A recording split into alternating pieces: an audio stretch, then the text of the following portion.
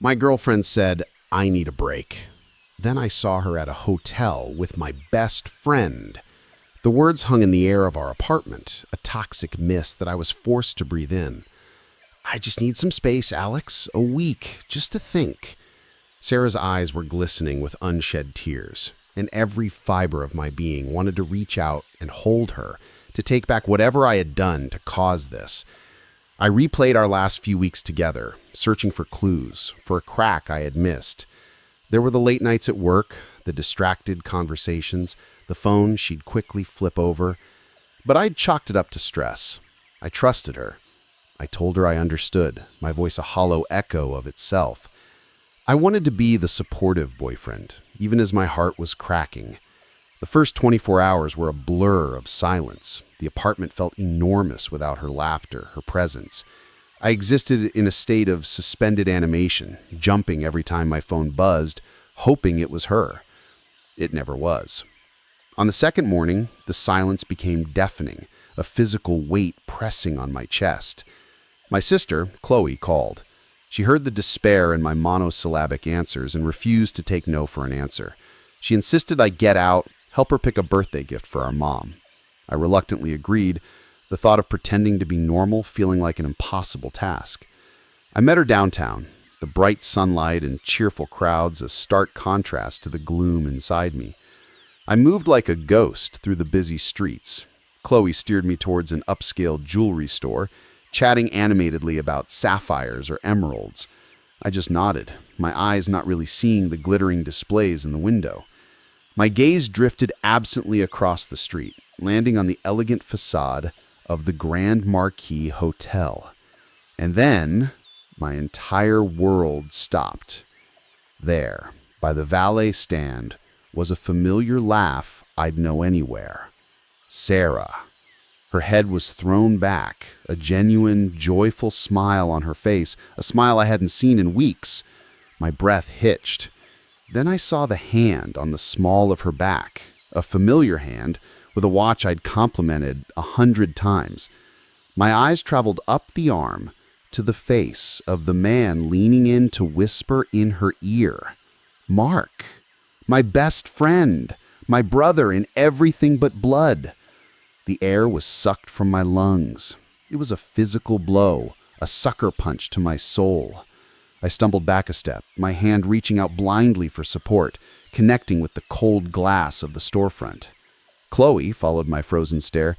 Alex, what is it? You look like you've seen a ghost. Her voice was laced with concern. I couldn't speak. I could only point a trembling finger across the street. She saw them then. Her gasp was sharp beside me. Oh my God, is that... Her words died as we watched Mark lean in and kiss Sarah. It wasn't a friendly peck. It was deep, intimate, and it shattered the last remaining piece of my heart. A white-hot rage, pure and blinding, erupted from the pit of my stomach. It burned away the numbness, the grief, replacing it with a single, primal need. Confrontation. I had to hear them say it. Alex, no, don't. Qley's plea was a distant buzz as I tore away from her, my vision tunneling on the hotel's rotating doors. I didn't feel the sidewalk beneath my feet. I didn't hear the blare of a car horn as I jaywalked across the street. I burst into the opulent, cool lobby, my eyes frantically scanning the marble expanse. They were gone. Panic surged. Then I saw the bank of elevators, the doors of one just beginning to slide closed, and inside, I saw them. Her head was on his shoulder. I lunged forward, my hands slamming against the closing doors. They jerked back open. The scene inside the elevator was a frozen tableau of horror.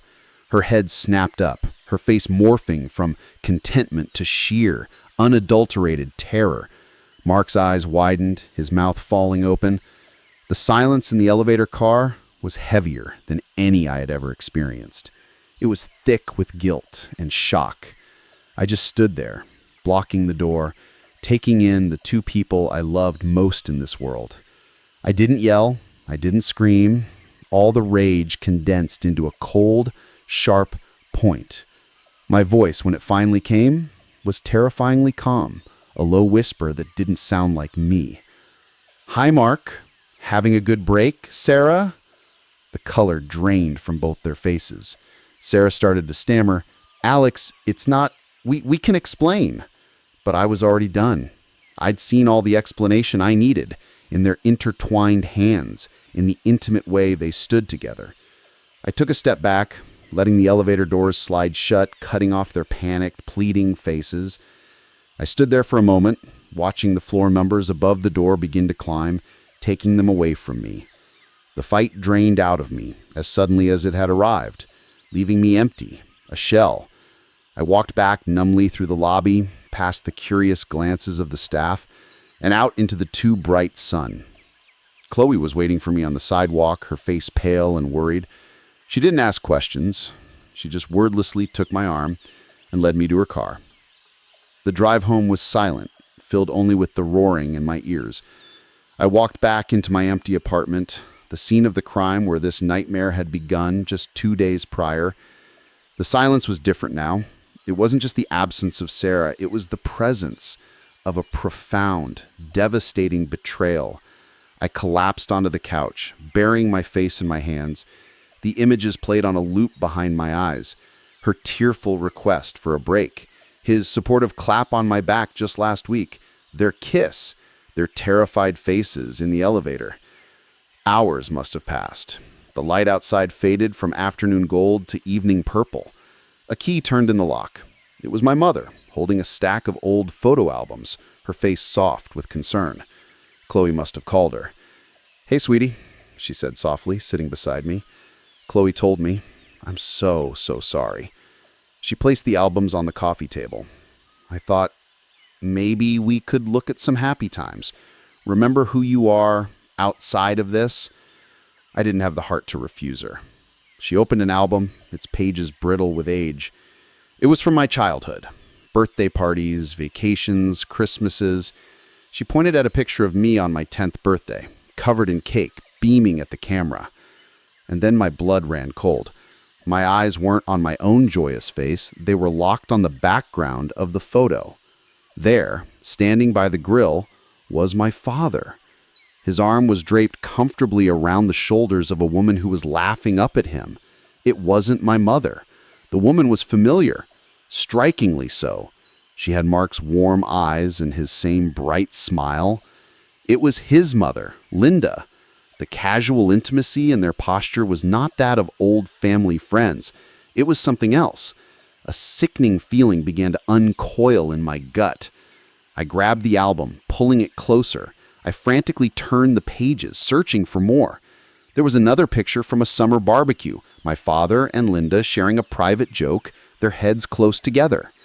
Another from a Christmas, my father handing her a gift, his hand lingering on hers. The evidence was all there, hidden in plain sight for decades, their business trips that always seemed to coincide, their strange, unspoken closeness. The reason our fathers were never truly friends, why they were never in the same room if they could avoid it. The horrible, undeniable truth slammed into me with the force of a freight train. My father and Mark's mother had been having a long-term affair, a 20-year secret hiding behind the facade of a close family friendship.